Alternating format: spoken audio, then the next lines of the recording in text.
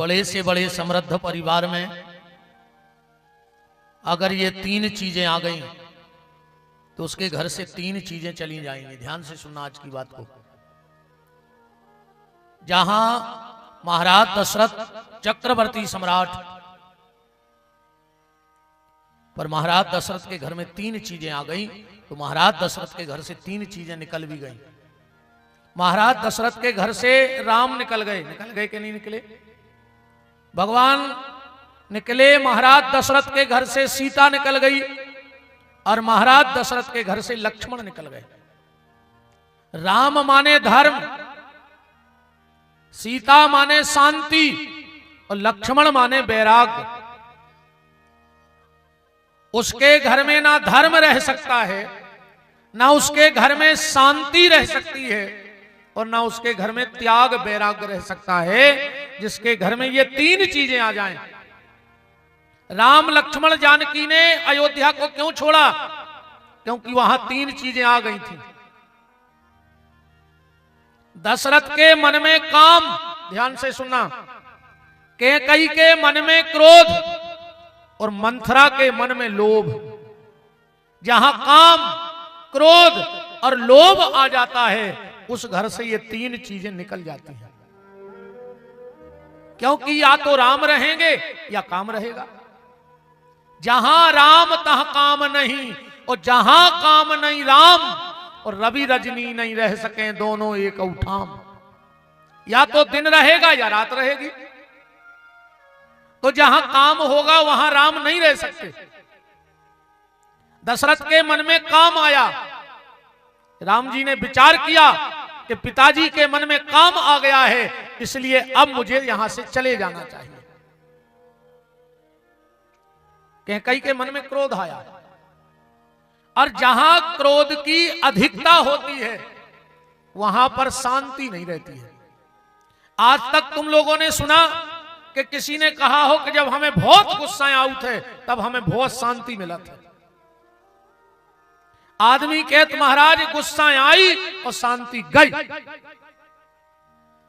तो कैकेयी के मन में क्रोध आ गया, और जब क्रोध आया तो सीता रूपी शांति ने अयोध्या का त्याग कर दिया। अगर आप वास्तव के जीवन में शांति चाहते हो तो क्रोध पे कंट्रोल करो, और क्रोध पे कंट्रोल करने का एक ही रास्ता है, मौन। जब अधिक गुस्सा आवे तो मौन हो जाओ। क्योंकि क्रोध में वाणी पेट्रोल का काम करती है। क्रोध में वाणी पेट्रोल का काम करती है, इसलिए अगर गुस्सा आवे तो मौन हो जाओ। और तीसरी चीज क्या चली गई? वैराग्य। वैराग्य माने लक्ष्मण, वैराग्य क्यों चला गया? त्याग क्यों चला गया? त्याग इसलिए चला गया क्योंकि मंथरा के मन में लोभ आ गया। और जिस व्यक्ति के मन में लोभ आ जाता है वो व्यक्ति कुछ वस्तु का त्याग कर ही नहीं सकता है। इसलिए निवेदन है इन तीन चीजों को अपने जीवन में मत आने देना। और इन तीन चीजों के ना आने का प्रमुख कारण है भगवान का भजन। नाम जप करते रहो। जितना अधिक नाम जप करोगे उतनी भगवान की कृपा तुम्हारे ऊपर होगी। और अगर नाम जप नहीं कर रहे तो तुलसीदास जी कह रहे कि जान लियो वो मरे आगा। जे के मुंह से भगवान को नाव नहीं न कर रहा हो, समझ लियो वो आदमी मर गो।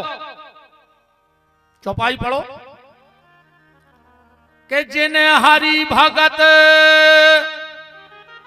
हृदय नहीं आनी, तो जीवत सौ समान ते ही प्राणी। जिनके जिह्वा से भगवान का नाम नहीं निकल रहा है, समझ लेना वो व्यक्ति मुर्दा है, वो मर गया है, उसके जीने का कोई मतलब नहीं है। वो व्यक्ति मर चुका है। इसलिए कोशिश करना जीवन में कि भगवान का नाम लेते रहना, भगवान का नाम जपते रहना, क्योंकि भगवान का नाम ही भव से पार करेगा, दूसरा कोई साधन नहीं है। कोई साधन नहीं इस दुनिया में भगवान के भजन के अलावा। एक बार गोस्वामी तुलसीदास जी इस रोड से निकले,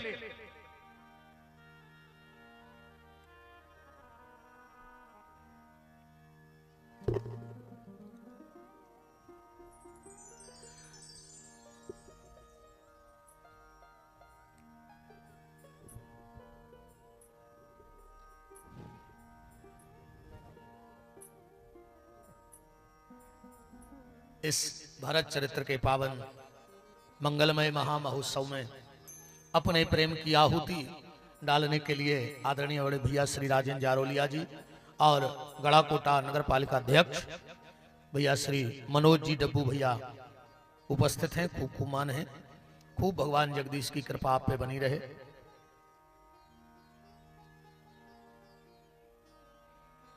विराज राम को राम।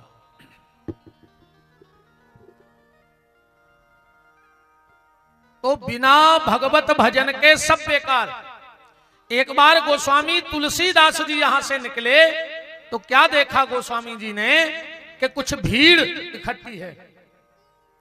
गोस्वामी जी ने पूछा ये भीड़ काहे की है, शब्द पकड़ना।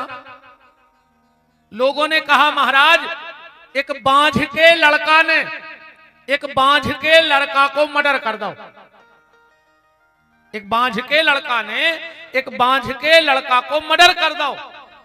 तुलसीदास जी बोले कलयुग आए हो सकत है। जब को सोच में बारी बात ही नहीं है। थोड़ा और आगे चले तो एक जगह लोग पिक्का लेकर के कुप्पा लेकर दौड़ रहे थे। तुलसीदास जी ने कहा ये कहां दौड़ रहे हैं?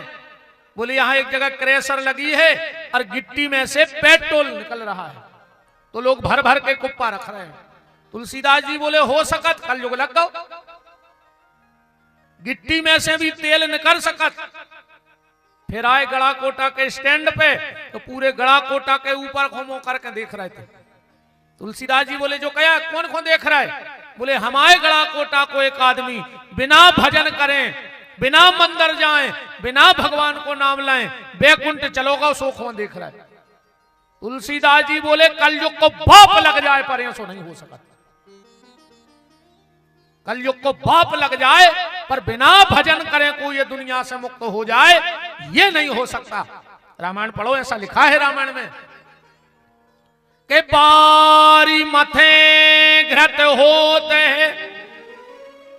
असिकताते बरु तेल, पर बिन हरि भजन न भव तरे यह सिद्धांत अपेल। बिना भगवान का नाम लिए कोई इस दुनिया से चला जाए ऐसा नहीं हो सकता है। इसलिए नाम जप करते रहो, नाम लेते रहो। हम लोग भरत चरित्र पे चर्चा कर रहे हैं और मैंने पहले दिन कहा था कि रामचरितमानस में मात्र 6 लोगों का चरित्र है। मात्र 6 लोगों का चरित्र रामचरितमानस में है, तो 5 चरित्र गोस्वामी जी ने गुप्त रखे हैं। उनका रिजल्ट नहीं खोला, पर 6वें चरित्र का रिजल्ट खोला है कि भारत चरित कर नेम तुलसी जे सादर सुने तो सिया राम पद प्रेम। जो भरत जी की कथा भाव से सुन लेगा उसका श्री सीताराम जी के चरणों में प्रेम हो जाएगा और वो भाव से पार भी हो जाएगा। क्यों? क्या है ऐसा भरत जी के चरित्र में? एक बार राम जी जब वन यात्रा में थे तो राम जी चले गए जंगल में और कुटिया के पास माता जानकी और देवर लखनलाल बैठे। लक्ष्मण जी ने माता के चरणों की प्रणाम करके, एक बात हम आपसे और कह दें, विद्वान ध्यान देना इस बात पे, सुंदरकांड की एक चौपाई है महाराज जी, और जिसपे लोग अर्थ का अनर्थ कर बैठते हैं, समझते हैं नहीं उस बात को। जब हनुमान जी जानकी जी का पता लेकर लौटे तो वहां एक चौपाई है कि अनुज समेत गाहूं प्रभु चरना। सीता जी ने खबर रखी है कि राम के चरणों में भी प्रणाम कह देना और देवर लक्ष्मण के चरणों में भी प्रणाम कह देना। अनुज समेत गाहूं प्रभु चरना, ये अर्थ का अनर्थ है चौपाई का, ये अर्थ का अनर्थ है। लक्ष्मण जी सीता जी से पैर पड़वा लेंगे। जब श्री किशोरी जी ब्याह होकर आई तो माता कैकेयी ने तो उनको कनक भवन दिया मुंह दिखाई में, पर जब सुमित्रा का नंबर आया तो सुमित्रा ने लक्ष्मण का हाथ पकड़ा और किशोरी जी के चरणों में डाल दिया। कहा, बेटी सीता, नारी को एक शब्द सुनने के लिए मौत के मुंह से निकलना पड़ता है। एक शब्द सुनने के लिए, क्या? मां। मां शब्द सुनने के लिए नारी को कितनी यातना भोगनी पड़ती है, ये वाणी का विषय नहीं है। कहते हैं जितना 1000 बिच्छू किसी को काट लें और जितनी तकलीफ होती है उतनी तकलीफ माता को प्रसव के समय होती है, उतनी तकलीफ प्रसव के समय होती है। तो सीता, उस कष्ट के बिना ही आज मैं तुझे मां होने का गौरव प्रदान करती हूं। ये लक्ष्मण मुंह दिखाई में तुझे बेटा देती हूं। अब विचार करना, तो लक्ष्मण जी तो सीता जी को मां मानते हैं, फिर सीता जी से पैर कैसे पड़वाएंगे? और भाभी के साथ एक शब्द जुड़ा होता है, भाभी मां। क्या लिखा होता है? भाभी मां। भाभी माने भविष्य। जो आज तुम्हारी भाभी बन के आई है वो अगले जन्म में तुम्हारी मां बन के आएगी, इसलिए भविष्य की मां ही भाभी मां है। ध्यान से सुनना बात को, भविष्य की मां ही भाभी मां है। कई घरों में एक कुरीति है, लोग भाभियों से पैर पड़वा लेते हैं। मैं कहता हूं कि भाभी से पैर नहीं पड़वाने चाहिए, और ये चैलेंज करता हूं कि कोई मुझे लिखा बता दे कि भाभी से पैर पड़वाने चाहिए। ये मेरा चैलेंज है आप लोगों के लिए। चाहे YouTube के माध्यम से जो विद्वान सुन रहे हो वो मुझे एक जगह किसी शास्त्र में लिखा बताएं कि भाभी देवर के पैर छुए। एक जगह लिखा बताएं कहीं, क्योंकि वो मां है और लक्ष्मण जी पैर पड़वा लेंगे। अरे लक्ष्मण जी का चरित्र वो चरित्र है रामचरितमानस में, जब वो सुग्रीव ने सीता जी के आभूषण राम जी को दिए, मांगा राम तुरंत ते ही लीना। राम जी ने हाथ में आभूषण लिए और आभूषण लेकर के लक्ष्मण की तरफ कर दिए। लक्ष्मण जी भैया जरा इनको पहचानो तो, क्या ये सीता के आभूषण हैं? लक्ष्मण पसीना पसीना हो गए। भैया आज लग रहा है कि ये धरती फट जाती और लक्ष्मण उसमें समा जाता। राम ने कहा, मैंने ऐसा क्या पूछ लिया कि तुझे लग रहा है कि मर जाऊं? लक्ष्मण ने कहा, भैया आप हमसे पूछ रहे हो कि ये सीता जी के आभूषण हैं कि नहीं? तो भैया मुझे तो यह भी पता नहीं कि माता आभूषण पहन के आई थी कि नहीं आई थी। क्यों? क्योंकि भैया मैंने कभी सीता माता का मुख देखा ही नहीं आज तक कि वो लगती कैसी है। अगर सीता माता की तस्वीर मेरे सामने रख दी जाए तो मैं तस्वीर देख के पहचान नहीं सकता कि ये सीता है। पर हां, अगर मेरी माता के पांव के नाखून लाकर मुझे दिखा दो तो मैं पहचान जाऊंगा कि ये मेरी मां सीता के हैं, क्योंकि मैं जब भी प्रणाम करने गया मैंने माता के सिर्फ पांव के नाखून देखे हैं। अभी तक कभी मैंने नजर उठाई ही नहीं ऊपर के लिए। तो फिर इस चौपाई का अर्थ क्या है कि अनुज समेत गाहूं प्रभु चरना। अनुज समेत गहु प्रभु चरना का अर्थ है, जब राम जी का विवाह हुआ, ध्यान से समझना, राम जी का विवाह हुआ, लक्ष्मण जी का काम क्या था? भैया के पैर दबाना। रामायण के भाइयों से सीखो कि बड़े भाई के पैर दबाओ, पर आज का भाई तो गला दबाने के लिए घूम रहा है। आज का भाई गला दबाने के लिए तैयार है, पैर दबाने के लिए तैयार नहीं है। लक्ष्मण जी पैर दबा रहे थे और श्री किशोरी जी पहुंच गई कक्ष में। कहा, हां देवर जी उठो, आज से तुम्हारी ड्यूटी खत्म। बोले क्यों? बोले आज से अब मेरा अधिकार है पति की सेवा पे, अब राघव जी के चरण मैं दबाऊंगी। लक्ष्मण राम जी की तरफ देख के बोले, सुनो भैया, जो होए सो होए, पर जो ने हमारी सेवा ने बट जाए ना हम प्राण दे दें। जानकी जी बोली, प्रभु पूज्य बुदड़शाला वाले परम श्रद्धेय पूज्यपाद महंत जी कमलापद दास जी महाराज का पावन पदार्पण हो रहा है, प्रणाम करता हूं। आसन ग्रहण करें। जय जय।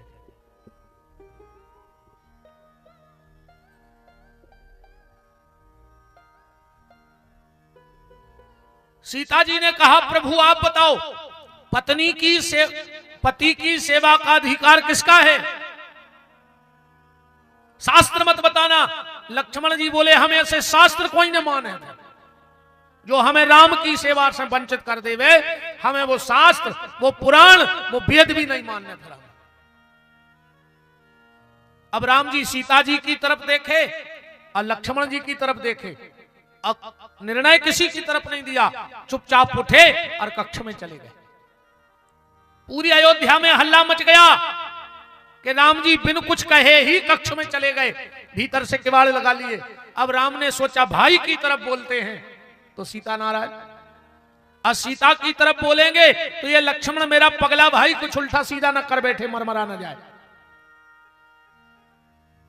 महाराज दशरथ की बात भी नहीं मानी, तीनों रानियों की बात भी नहीं मानी माताओं की लक्ष्मण ने। तो दशरथ जी ने गुरुदेव वशिष्ठ को बुलाया और वशिष्ठ को बुलाकर कहा कि आप लक्ष्मण को समझाओ। वशिष्ठ जी ने कहा, लक्ष्मण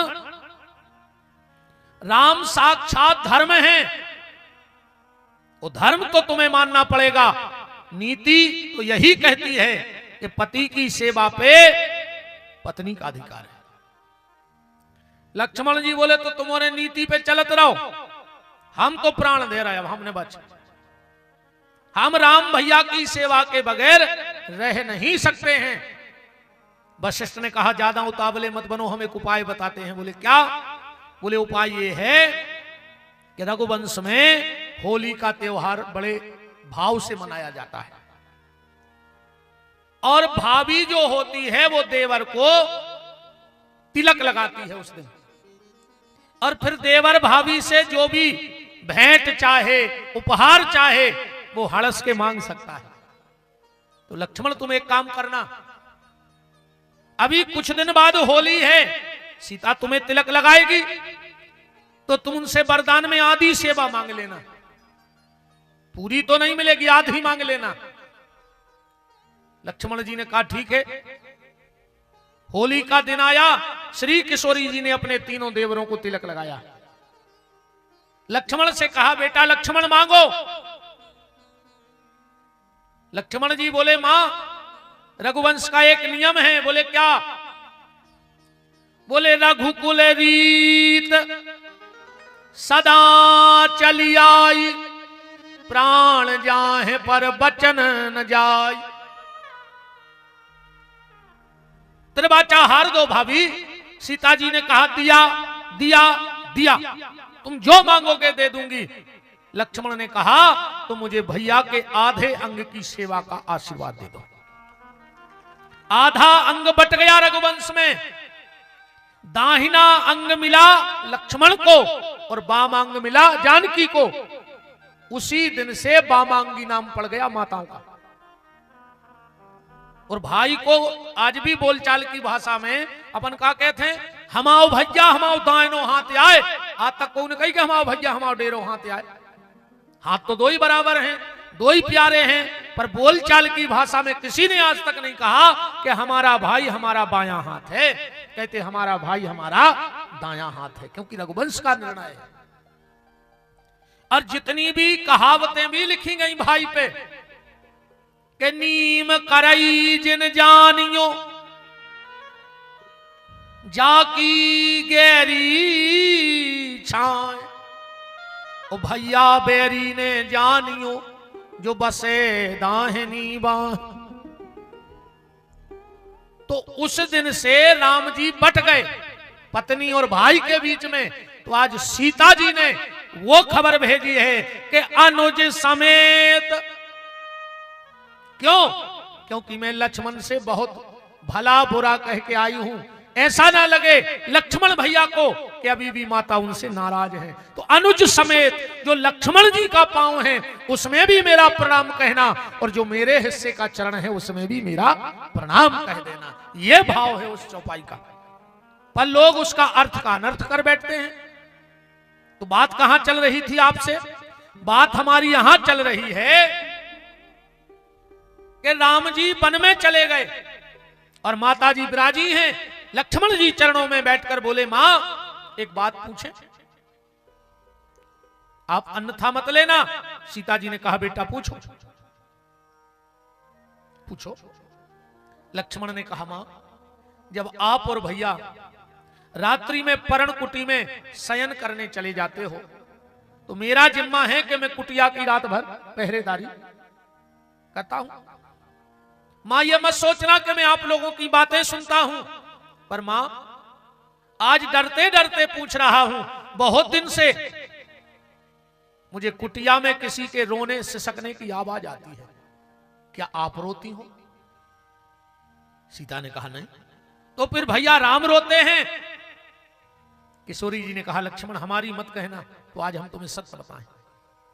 प्रभु राम दिन भर तो हंसते हैं और हंसते हुए शाम को झोपड़ी में प्रवेश करते हैं, पर तुम्हें लगता है कि तुम्हारे भैया सो गए, पर भैया तुम्हारे सोते नहीं हैं। उस पर्ण कुटी का गेट लगाकर उसी से टिक जाते हैं और रात भर आंसू बहाते हैं, और सुबह उठ के आंसू पोंछ के मुस्कुराते हुए बाहर आ जाते हैं।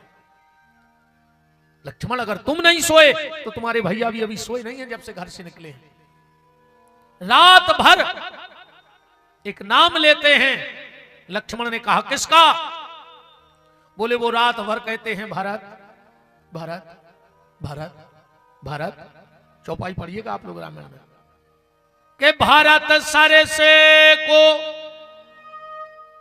राम सने ही, और जग जप राम राम जप जे। तुलसीदास जी लिख रहे हैं, पूरी रात भरत जी राम जी पूरी रात भरत भरत भरत कहते हैं और रोते हैं। इतने में राम जी आ गए। लक्ष्मण ने कहा, भैया आपको जो दंड देना हो मुझे दे दो, पर आज मैं चूकने वाला नहीं। आप रात भर क्यों रोते हैं? क्या तकलीफ है आपके लिए? राम ने कहा, लक्ष्मण तुम चाहते हो कि तुम्हारा भैया ना रोवे, तो मेरा एक काम कर दोगे बेटा? लक्ष्मण ने कहा, भैया आदेश करो, अगर मेरे कारण आपके आंख में आंसू आना बंद हो जाए तो लक्ष्मण कुछ भी कर सकता है। राम ने कहा, फिर के सोच लो लक्ष्मण, चाहते हो तुम कि तुम्हारा भाई ना रोवे? लक्ष्मण ने कहा, मैं चाहता हूं मेरे प्रभु ना रोवे। तो बोले, फिर एक काम करो। बोले, क्या? बोले, अयोध्या चले जाओ और अयोध्या में जाकर उस भरत को समझा दो, जब वो नंदी ग्राम में बैठ के रात में हाय सांस भर के कहता है कि हे राम, क्या अपराध बन गया जिसके कारण आपने मुझे अपनी नजरों से दूर कर दिया। वो भरत पूरी रात राम राम राम चिल्लाता है। जब उसके हृदय की हाय सांस निकलती है तो बरबस मेरे मुंह से भरत भरत निकल आता है। समझा दो जाके उस भरत को, जब वो मेरा नाम ना ले, जिस दिन भरत मेरा नाम लेना बंद कर देगा उसी दिन मैं भरत की याद करना बंद कर दूंगा। लक्ष्मण जी बिल्कुल चुप रह गए। राम ने कहा, क्या बात है लक्ष्मण? लक्ष्मण जी बोले, भैया तुम जानो और भरत भैया जाने, आज से हम तुम्हारे बीच में पड़ेंगे ही नहीं। तुम भी रोते रहो और वो भी रोते रहे। तो सारा संसार राम भजन में मगन है, पर मेरे राम जी भरत जी के भजन में मगन है। ऐसा पावन चरित्र हम लोग 2 दिन से सुन रहे हैं। अंत में भरत जी का व्यक्तित्व देखो आप। भारद्वाज जी ने तो एक प्रमाण कल दे ही दिया था कि भरत तुम राम जी के प्रेम हो, प्रेम की मूर्ति हो, तुम राम प्रेम मूर्ति भरत हो। अब एक प्रमाण और देखो आज भरत जी का। जब राम जी 14 साल की वन यात्रा पूरी करके लौटे तो सबसे पहले किससे मिले?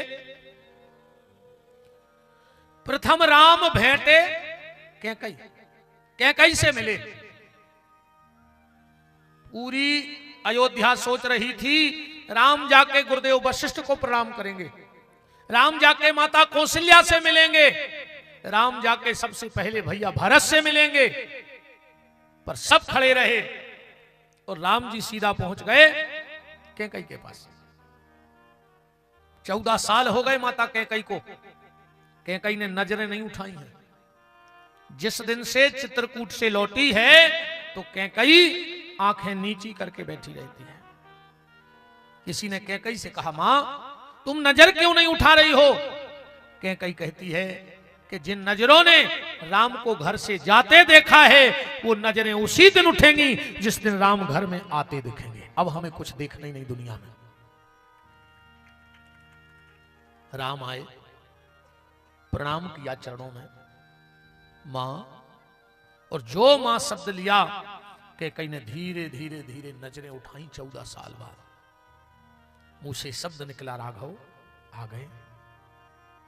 हां मां, तुम्हारा राम लौट के आ गया। राम, मुझे मां मत कहो, मैं दुनिया की सबसे बड़ी पापिन हूं। राम ने कहा, मां कौन कहता है कि तू पापिन है? राम ने कहा, तो कैकई बोली, राम सारी दुनिया कहती है कि कैकई पापिन है। राम ने कहा, मां मेरे पास ऐसा प्रमाण है कि मैं सारी दुनिया का मुंह बंद करा दूंगा। दुनिया में कोई ये नहीं कह पाएगा कि कैकई पापिन है। क्या प्रमाण है ऐसा राम तुम्हारे पास कि मैं पापिन नहीं हूं? मुझे तो लगता है मैं पापिन हूं। राम ने कहा, मां सुनो, एक ही प्रमाण दुनिया को चुप कराने का है। बोले कौन सा?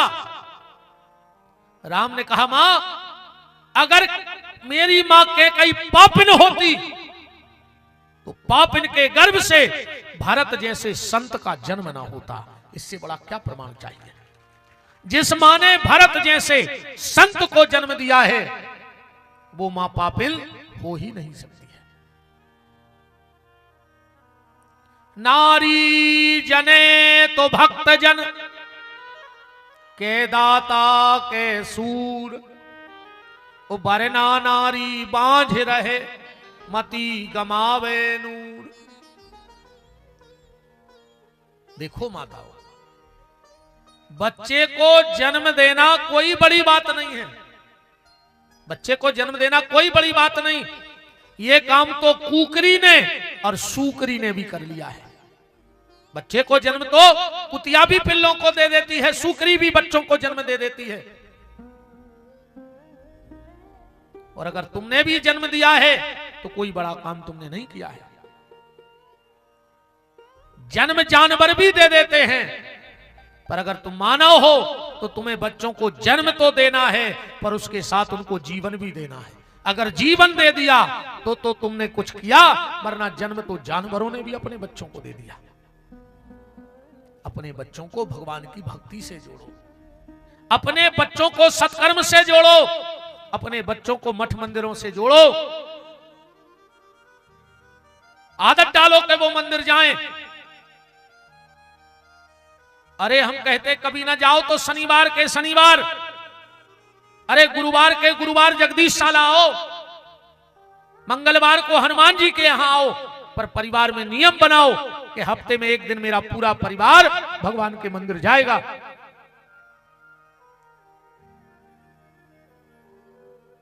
कछु तो ऐसे हैं कि जिंदगी कड़ गई, वे मंदिर गई नहीं आ। कछु कछु ऐसे रहे थे जम से कल दिन भर मंदिर के चौतरा पे बैठे, और जो शाम को गणोर जी बजे और उन्हें पनंगे ढूंढी अब विदे आरती में। दिन भर जम से चौतरों पे धरे रहे तुमने मंदिरों के, और शाम भाइयों तुम भागे कि हम आरती में भरने बिद जाएं। तो राम जी कह रहे हैं मां, जिस मां ने भरत जैसे संत को जन्म दिया हो वो मां पापिन हो ही नहीं सकती। कैकेयी ने कहा बेटा राम मानते हो कि मैं पापिन नहीं हूं? अरे मां मानने वाली कौन सी बात जब तुम हो ही नहीं। तो कैकेयी ने कहा राम अगर ये बात है बेटा तो क्या मैं तुझसे एक वरदान मांग सकती हूं? और जो वरदान शब्द मुंह से निकला पूरी अयोध्या को पसीना आ गया कि 14 साल पहले वरदान मांगा था कैकेयी ने, तो राम ने 14 साल को छोड़ दिया। ऐसा ना हो कि कैकेयी फिर वरदान मांग ले, और लोग जानते हैं कि राम पीछे हटने वाले हैं नहीं। अगर कैकेयी इस बार भी कह देगी कि राम लौट जाओ तो राम यहीं से लौट जाएंगे जीवन के लिए।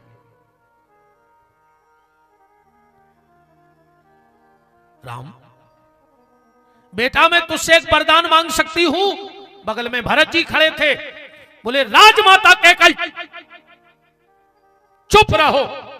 राम ने कहा भरत उंगली नीची कर, मैं 14 साल के लिए अयोध्या छोड़ के क्या चला गया, मेरे घर की मान मर्यादा को तूने सब मिटा दिया। भरत जी चरणों में गिर पड़े, बोले भैया ये आपने कैसा दोषारोपण कर दिया कि मैंने रघुवंश की मर्यादा मिटा दी। हां भरत मैंने तो सोचा था जैसा छोड़ के गया था वैसा ही मिल जाता, पर यहां तो हालत खराब है 14 साल में। और भरत तुझसे मुझे उम्मीद नहीं थी। भरत ने कहा भैया मैंने ऐसा क्या कर दिया? राम ने कहा भरत शायद तुम भूल गया कि रघुवंश का नियम है कि जब दो बड़े बात कर रहे हो तो छोटों को बोलने का अधिकार रघुवंश में नहीं है। जब मैं और मेरी मां बात कर रहे थे तू बीच में क्यों बोला? भरत ने कहा भैया गलती हो गई। राम ने कहा मां मांगो क्या चाहती हो? ये तेरा बेटा राम आज भी देने को तैयार है, मांगो क्या चाहती हो? कैकेयी की आंखों में आंसू भरे हैं। राघव एक बार और विचार कर ले, जो मैं मांगूंगी मुझे मिल जाएगा। राम ने कहा मां मांग कर तो देखो। वो पूरी अयोध्या खड़ी है, ना जाने आज कैकेयी क्या मांगेगी। अच्छा एक बात और देखना, रामचरितमानस में माता कैकेयी का जो चरित्र है वो वंदनीय है कि निंदनीय है? वंदनीय है। और छोटा वंदनीय नहीं, परम वंदनीय चरित्र है, परम वंदनीय। एक बात पे विचार करना, लोग कहते हैं भरत के लिए कैकेयी ने राम को छोड़ दिया, है ना? भरत के लिए कैकेयी ने राम को छोड़ दिया, पर यह व्यास गद्दी तो कुछ और कहना चाहती है। लोग कहते कि भरत के लिए कैकेयी ने राम को छोड़ा, पर इन पूज्य संतों के चरणों की कृपा से यह गद्दी कह रही है ये गलत है। अरे राम के लिए कैकेयी ने भरत को छोड़ दिया, भरत को छोड़ दिया। अरे राम तो 14 साल बाद आएंगे और कैकेयी को माफ कर देंगे, क्योंकि प्रभु ऐसे हैं। पर क्या भरत कभी कैकेयी को माफ कर पाएंगे? अरे राम तो बन चले गए, पर जिस बेटे के लिए इतना सब किया 14 साल वो बेटा आंखों के सामने रहा, पर अपनी मां से नहीं बोला। भरत जी मां से नहीं बोले 14 साल। यही वरदान कैकेयी मांग रही है कि राम अगर तू मुझसे नाराज नहीं है तो मुझे एक वरदान दे दे, इस भरत से एक बार मुझे मां कहलवा दे, बस एक बार मां कहलवा दे। 14 साल हो गए हैं राम, जब भी ये भरत मेरे सामने आता है तो कहता है आओ राजमाता कैकेयी आओ। ऐसा लगता है जैसे किसी ने गरम भाला मेरी छाती में लगा दिया हो। बस राम, ये भरत मुझे एक बार मां कह दे, मुझे कुछ नहीं चाहिए। राम जी भरत के पास गए, बोले भरत बेटा, मैं तुझसे कुछ मांगू तो मिल जाएगा? भरत ने कहा भैया सब कुछ आपका है, सब कुछ आपका है। फिर भी सोच लो भरत, जो मांगूंगा क्या मिल जाएगा? भरत ने कहा मांग लो। राम ने जब तीसरी बार कहा भरत सोच लेना, देना पड़ेगा।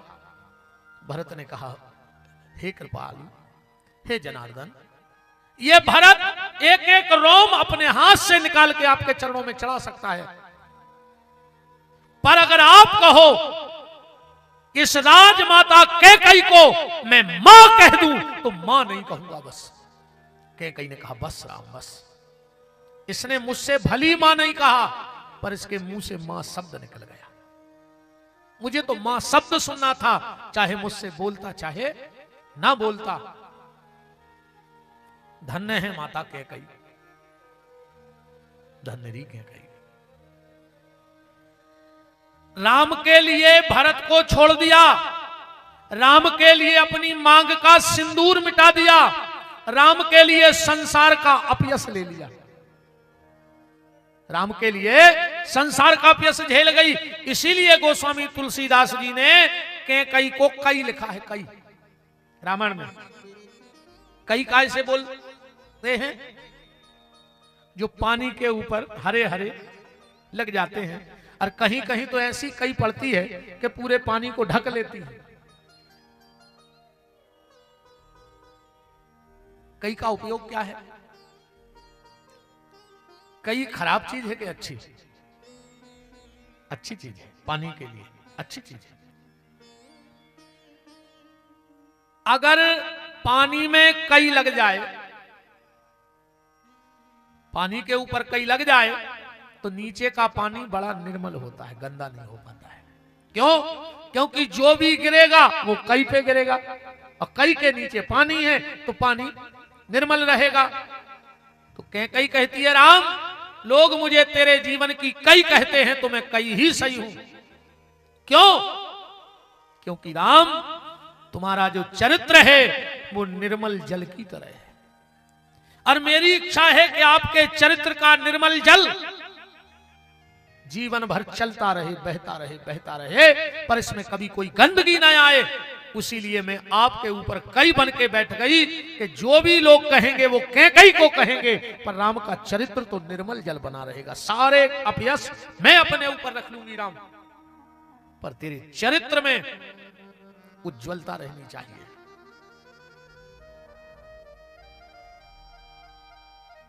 एक बार राम जी जब विवाह होकर आए तो सो रहे थे। राम जी ने पड़े पड़े विचार किया कि मेरा जन्म इस अयोध्या के सुख भोगने के लिए नहीं हुआ है। अगर मुझे राजगद्दी का सुख ही भोगना था तो मेरा बैकुंठ, मेरा गौलोक क्या कम है? राजा तो राम पहले से थे, जगत के राजा हैं, उनको राजा बनने की क्या आवश्यकता है बताओ? राम राजा तो पहले से ही है, उनको अयोध्या की कुर्सी का लोभ कहां है? तो राम जी की आंखों में आंसू आ रहे थे कि बताओ, मैं आया था पृथ्वी का भार हरने, मैं आया था ऋषि मुनि संतों के संकट हरने, मैं आया था गैया की रक्षा करने, और राजगद्दी के सुख में मैं सब भूल गया। रोते रोते आधी रात हो गई। राम जी ने सोचा मेरी लीला में सहायक कौन होगा? तो जो साहित्य प्रेमी बैठे हों, जो आध्यात्मिक जगत में ज्यादा भरोसा रखते हों, तो कैकई कौन है? कैकई है क्रिया शक्ति, राम जी की क्रिया शक्ति। क्रिया माने कार्य, और अगर कार्य नहीं होगा तो राम राज्य की स्थापना नहीं हो सकती।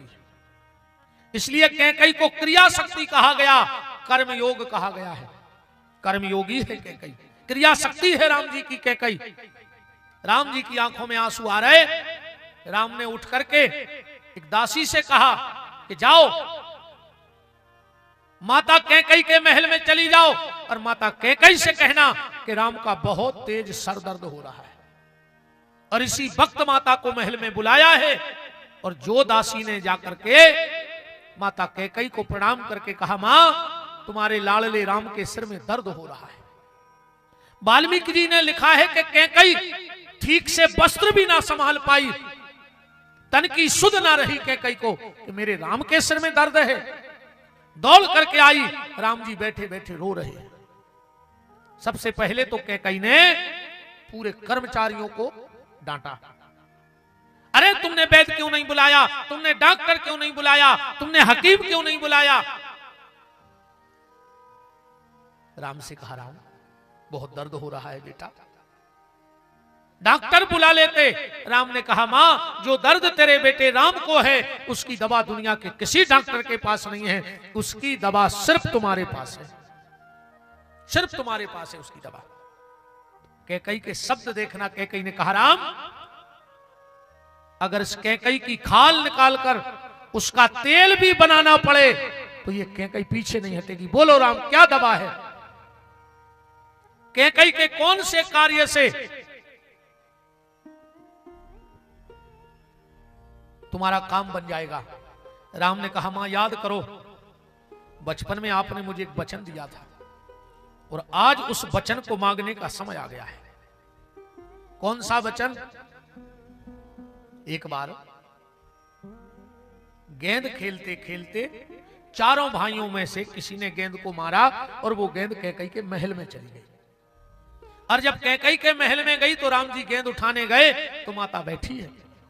राम जी ने अपने नन्हे नन्हे हाथों से माता कैकई की आंखें बंद कर ली। कैकई ने कहा, आ गए बेटा राम।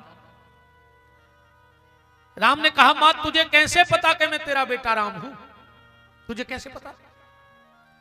कैकई ने कहा, राम अभी तो तूने मुझे छुआ है, जब तू अपने महल से निकलता है तो वो हवा मुझसे कह देती है कि कैकई तेरे कलेजे का टुकड़ा राम आ रहा है। सामने किया, राम ने कहा, मां ये तो सब मुंह देखी बातें हैं, ये सब मुंह देखी बातें हैं। क्यों? बोले तुम भरत को ज्यादा चाहती हो, मुझे कम चाहती हो। कैकई ने कहा, खबरदार राम, आज ये बात कही सो कही, पर मैं अगली बार ये बात नहीं सुन सकती कि मैं भरत को ज्यादा और तुझे कम प्रेम करती हूं। राम ने कहा, मां जो सत्य है सो सत्य है, तू मुझे कम और भरत को ज्यादा प्रेम करती है। कैकई ने कहा, तो सुन राम, मुझे उस भरत की सौगंध है बेटा, अगर तुझे कम और भरत को ज्यादा प्रेम करती हूं तो कल का सूर्य अस्त भरत न देख पाए, ये सौगंध है मुझे। अरे तेरे जैसे बेटे पर मैं करोड़ों भरत निछावर कर दूंगी लाल मेरे। राम ने कहा, मां अगर तू सच में मुझे चाहती है तो मैं तुझसे जो मांगूंगा वो तू मुझे देगी। कैकई ने कहा, मांगो। राम ने कहा, नहीं मां, पहले मेरे सिर पे हाथ रख के कसम खा दो। कैकई को क्या पता था कि राम क्या मांगने वाला है। राम के सिर पे हाथ रख के कहा, राम तेरी सौगंध तू मांग के देख अपनी मां से। राम ने आंखों में आंसू भर के कहा, मां मेरे लिए 14 साल का वनवास मांग ले। कैकई पछाड़ खा के गिर पड़ी, राम तू मुझसे प्राण मांग लेता तो मैं हंस के प्राण दे देती पुत्र, पर तूने मुझसे ये क्या मांग लिया। राम मुझे आज एक बात याद आ गई मेरे लाल। क्या? बोले एक बार महाराज दशरथ जब मारकंडे ऋषि के आश्रम गए तो मैं दीवाल के यहां कान लगा के सुन रही थी। उस वक्त मारकंडे ने दशरथ जी से एक बात कही थी कि दशरथ तेरा ये जो बेटा है ना राम, इससे जो जितना प्रेम करता है वो उतना ही परेशान रहता है। ये परीक्षा लेता है बड़ी कठिन उसकी। कैकई बोली, राम आज तूने वो बात सिद्ध कर दी है। राम तुम ऐसा क्यों करते हो? अरे अयोध्या वाले तेरे बिना जिंदा रहेंगे कि नहीं रहेंगे, पर ये कैकई तेरे बिना जिंदा कैसे रहेगी? तूने मुझसे 14 साल के लिए वनवास मांगा। हे राम तुम्हारे मंदिर में, हे राम तुम्हारे मंदिर में अरमान गिराए जाते हैं। हे राम तुम्हारे मंदिर में अरमान गिराए जाते हैं। अरमान गिराए जाते हैं। अरमान गिराए जाते हैं। अरमान गिराए जाते हैं। जो फूल खिले पूजा के लिए, जो फूल खिले पूजा के लिए अर्थी पे चढ़ाए जाते हैं। अर्थी पे चढ़ाए जाते हैं। हे राम तुम्हारे मंदिर में अरमान गिराए जाते हैं। हे राम तुम्हारे मंदिर में अरमान चढ़ाए गिराए, चढ़ाए नहीं गिराए। हे राम तुम्हारे मंदिर में अरमान गिराए जाते हैं। हे राम तुम्हारे मंदिर में अरमान गिराए जाते हैं। हे राम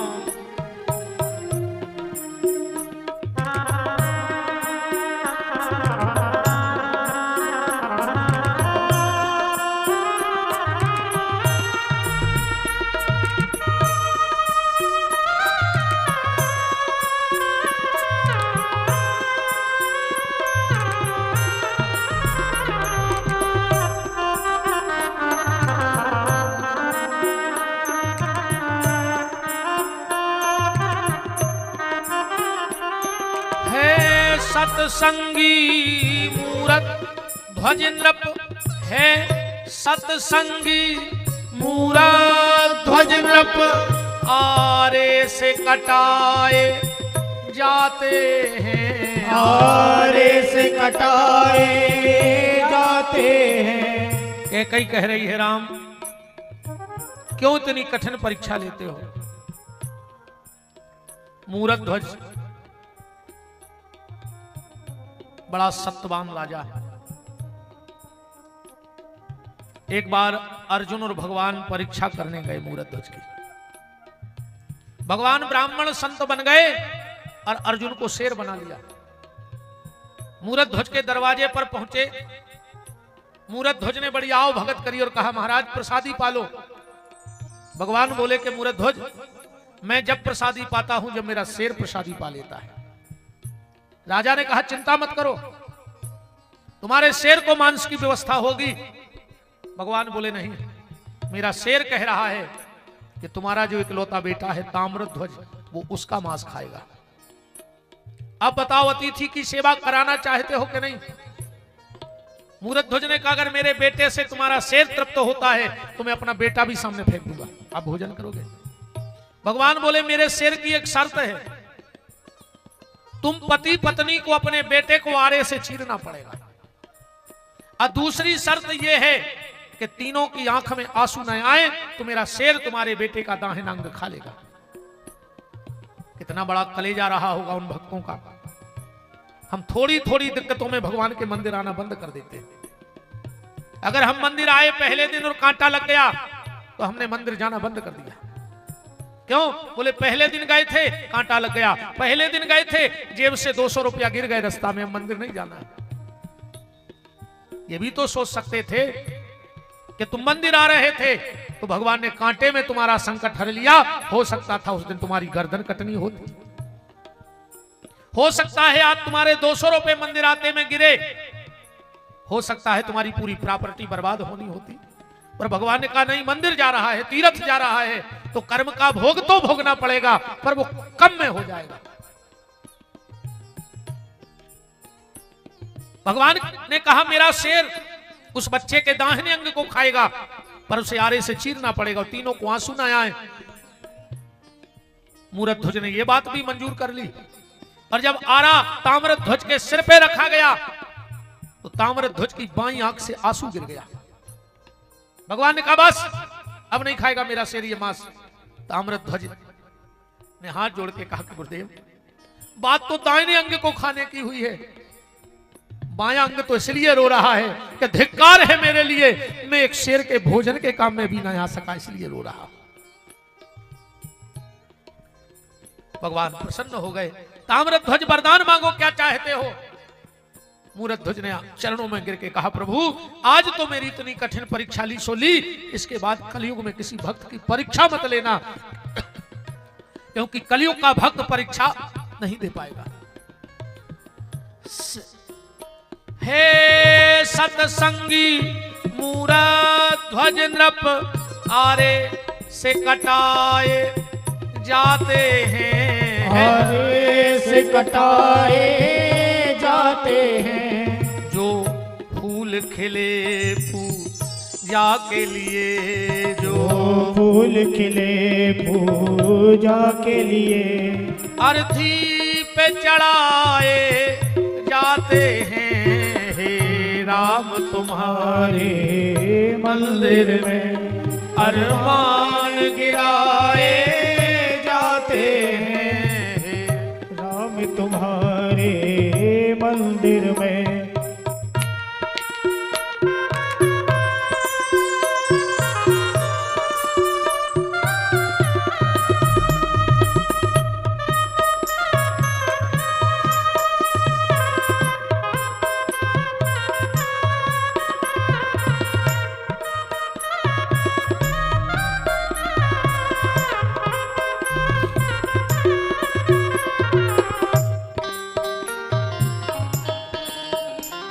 वो सत्यव्रती हरिश्चंद्र नृपति, हे प्रभु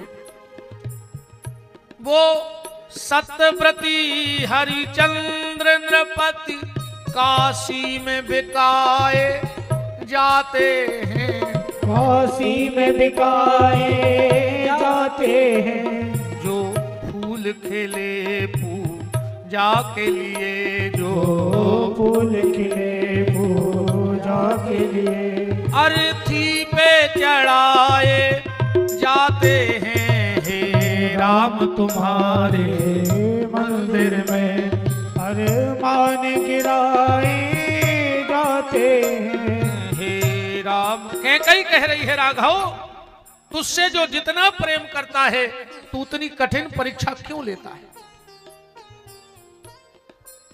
कैकेयी के हृदय के शब्द, जो करते तुमसे प्रेम प्रभु, जो करते तुमसे प्रेम प्रभु, जो करते तुमसे प्रेम प्रभु, जो करते तुमसे प्रेम प्रभु, वो भक्त रुलाए जाते हैं, वो भक्त रुलाए जाते हैं, जो फूल खिले पूजा के लिए, जो फूल खिले पूजा के लिए, अर्थी पे चढ़ाए जाते हैं पूजा के लिए, अर्थी पे चढ़ाए जाते हैं, राम तुम्हारे मंदिर में, राम तुम्हारे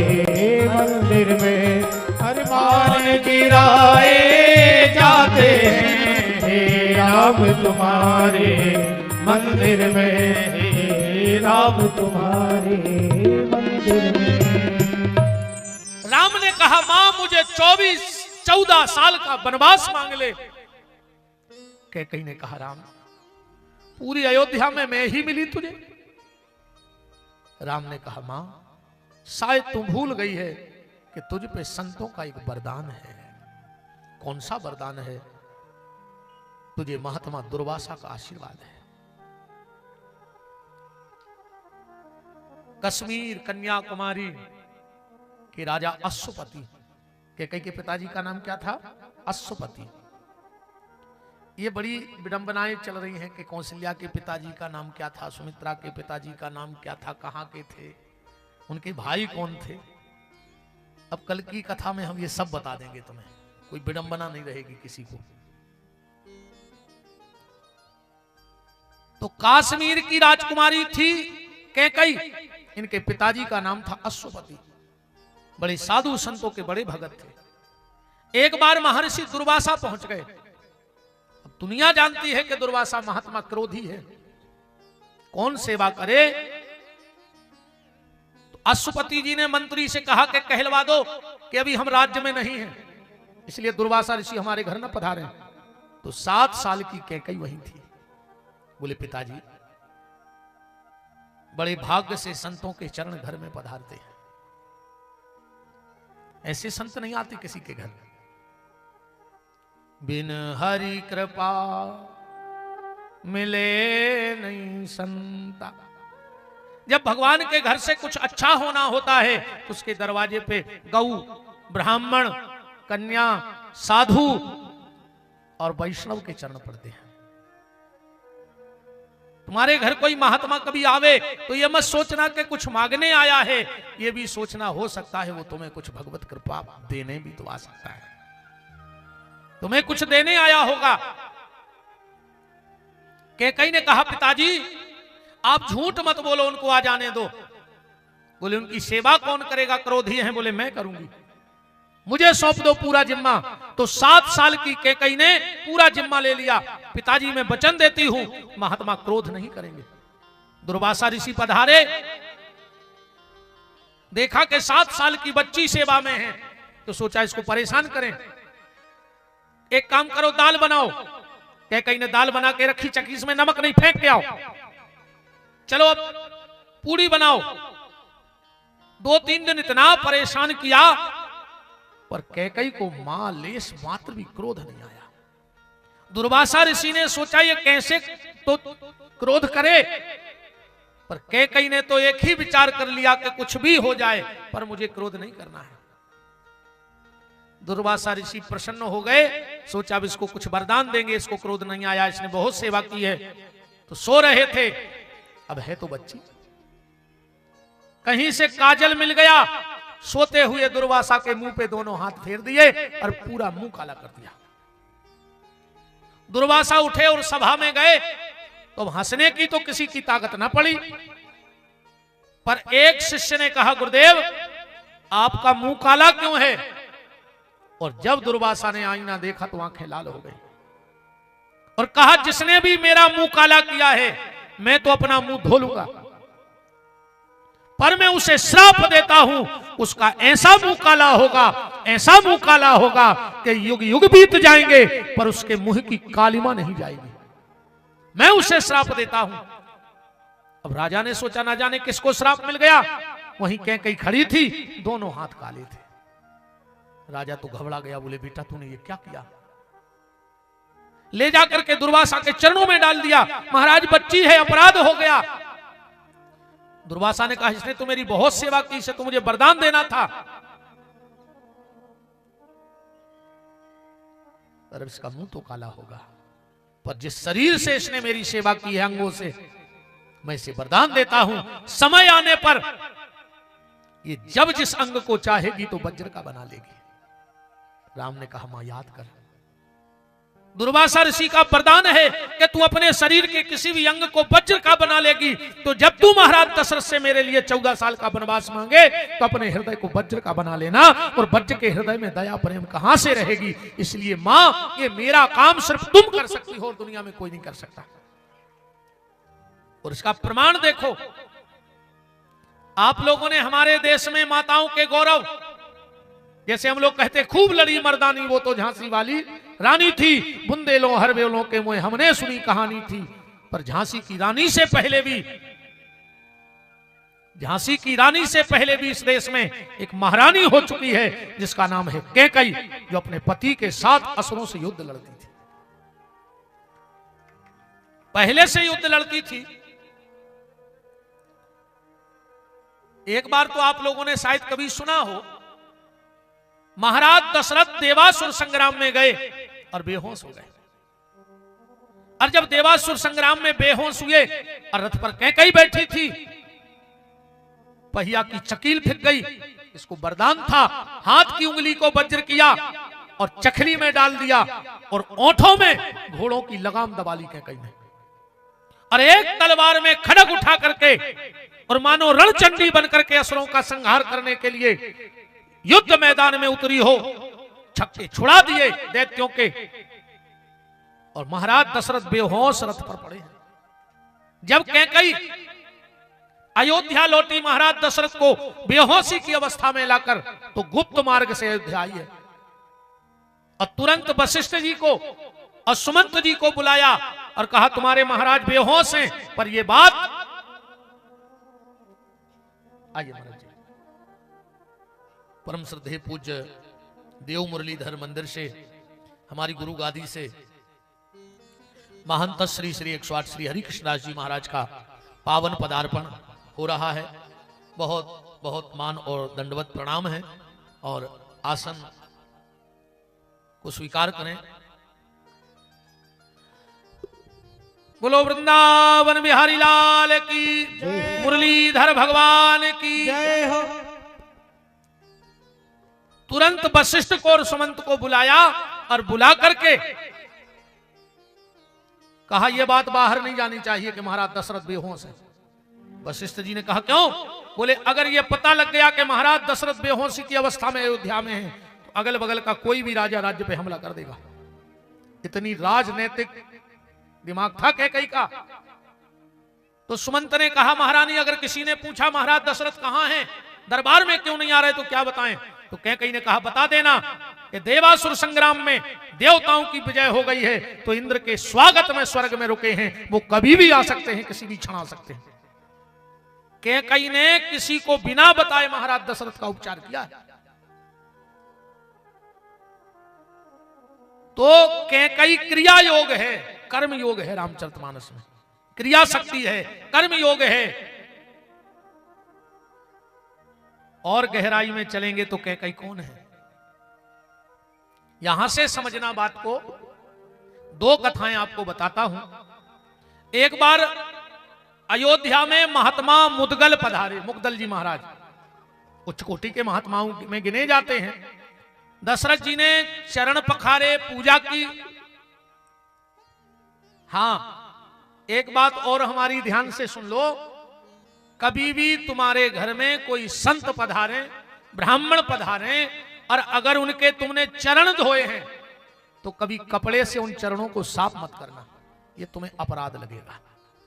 कपड़े से कई बार मैंने देखा लोग अच्छे चरण धुलाते हैं और साफ तौलिया से संतों के चरण साफ कर देते, अपराध है। क्यों? बोले जब संत चरण धुलाएं तो उनको गीले चरण अपने घर में प्रवेश कराओ। जितनी बूंदें उन संत के चरणों से, ब्राह्मणों के चरणों की तुम्हारे घर में गिरेंगी,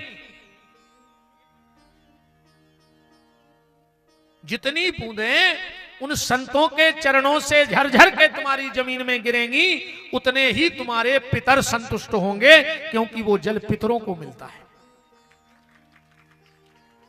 13वीं में भी ध्यान से सुनना। अब अपने ते तो अब क्या ही दाएं, अब कछु को बुरा लग है सो लग जाने, हाँ लग जान दो में कोई दिक्कत नहीं है। हमारे यहां महाराज जी एक नियम है उल्टा, जो अपन मानत है, सम्मानत है। 13वीं में 13 पद हम ब्राह्मणों को देते हैं, पर कब देते हैं? भोजन करने के बाद। उसमें एक गीता होती है, एक माला होती है, एक गिलास होता है, जनेऊ होता है, सुपारी होती है, कुछ अन्न होता है। अब ईमानदारी बताना, जितने भी लोग वो पद घर में लाते हो, किसी ने कभी उस गीता को खोल के पाठ किया? उस आसन पर बैठ के उस माला को घुमाया? गीता फेंक दी अरिया में, चटाई डाल दी ने बैठे हुए, गिलास फेंक दो स्टैंड में। इसका प्रायश्चित 13वीं के अन्न खाने वाले को भोगना पड़ेगा। या तो कहीं से पद लेना नहीं, मना कर दो, हमको नहीं चाहिए। हम तो जाते हैं पर भोजन नहीं करते। पर अगर कोई कहे गुरुजी ये पद ले लो, हम कहे भैया मुझे नहीं चाहिए, तुम्हें बुरा लग जाए सो लग जाए, क्योंकि ना तो हमें इतना टाइम है कि हम वो माला घुमाएं या हम गीता का पाठ करें बैठ के। और मान के चलो टेम बहुत है, पर जो मन करो तो चाहे। टेम अकेलो भजन खुआ नहीं है, और तो हर चीज को है हमारा जी, हर चीज को टेम है, हर चीज को आदमी का पैसा है। ऐसो भी नहीं के पैसा नहीं, कोनो की जमीन पे कंदे।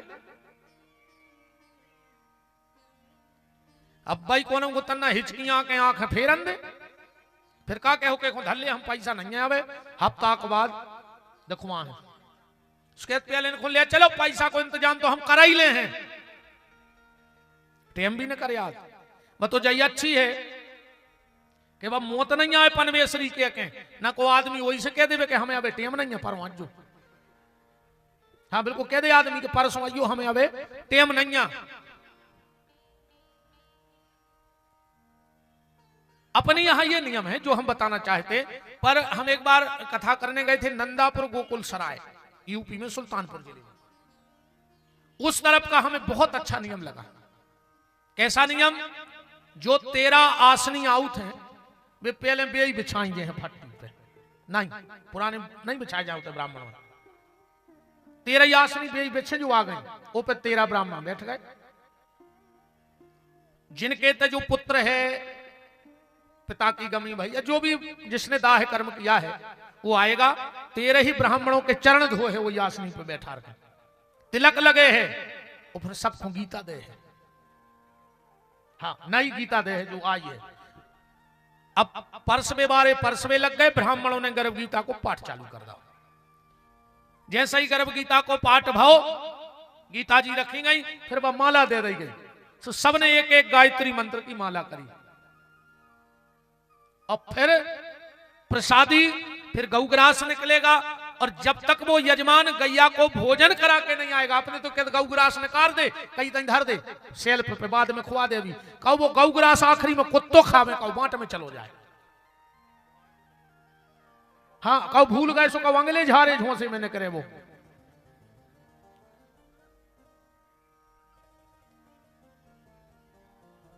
ये नहीं होना चाहिए, बस कहने का निवेदन ये है। बात चल रही थी चरण धुलाए, मुद्गल ऋषि के चरण धुलाए। कभी भी किसी साधु संत के चरण धोना तो ये बिल्कुल गलती मत करना कि कपड़े से उनके चरण को आप पोंछ दो, साफ कर दो। वो बूंद बूंद जल तुम्हारे घर में गिरना चाहिए, उतने संकट तुम्हारे घर के दूर चले जाएंगे। मुद्गल ऋषि के चरण धुलाए। अच्छा कहूं कहूं महाराज जी ऐसे भी चरण धो जात पंडित जी हर के। एक गांव में आए एक गुरु जी, एक बड़े आदमी के रुके, वो कहते 2 लड़का, 2 ही ने कही के दीक्षा तो गुरु जी से ले। गुरु जी ने भी सोची कि पैसा वारो आदमी अच्छो बना ले चेला, का दिक्कत है। हाँ आजकल ऐसी दीक्षा भी चल रही। गांव गांव गुरु जी फिरे कहें दीक्षा ले, गांव गांव गुरु जी फिरे कहें दीक्षा ले। तुम नरखे जाओ चाहे स्वर्ग, हमें तो धोती कुर्ता दे। तुम जहां मन हो तुम्हारे जज्जो अच्छी महंगी धोती कुर्ता भर दे दे। वो कोसा को कुर्ता और अच्छा की धोती गया परम सुख की बाभल नहीं आओ, फिर तुम्हें जहां मन ने सुमर जज्जो। सो चेला को भी पता लगो कि गुरु जी नहीं लाए। सो वो भी कहने लगो ठीक रही। बोले का है? बोले गुरु मरे अच्छे मरे, चेला के मन चैन और हर साले आ जाते धोती कुर्ता ले। अच्छा मर गए सो मर जान दे बना लो रे। उन्हें 2 ही बड़े आदमी के 2 ही लड़कों को चेला दक्षिणा लाई और चले गए। देखियो बात है जो हम बताओ चाह रहे। अरे वे 2 ही भज्जा लड़ पड़े, उनमें भवनियार्पण। गांव के पंच जुड़े, जमीन बट गई, मकान बट गए, गहने बट गए, बासन बट गए। और जैसे ही वे जान लगे सो 2 ही लड़का उठ के ठाणे हो गए। बोले ये सो नहीं गुरु जी और बांटो, हम नहीं चाहत कि एक एक गुरु जी हमारे घरे आए और हम आए एक जाए, हमें नहीं रहने एक गुरु नहीं। अब बताओ गुरु जी कैसे बट जाए यार, कतौलिया के फटाके आदि आदि कर दे।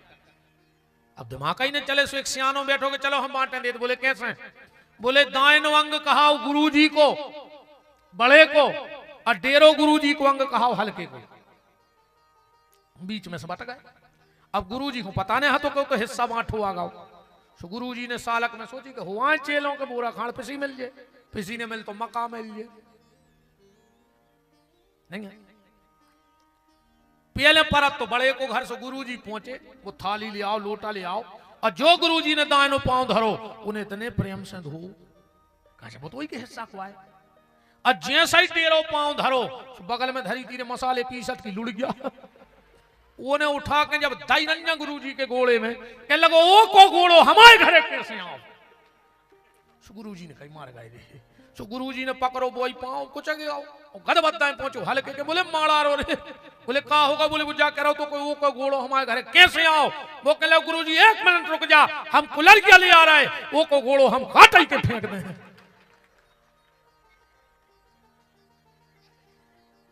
अब बताओ बिद गए गुरुजी के नहीं, गोड़े गुरुजी के को चल रहा है दो ही। अब नुकसान तो गुरुजी हर को है, खबर राखी दादा पहले पता लगा ली चेलों के जाओ के भी लड़े भिड़े तो नहीं।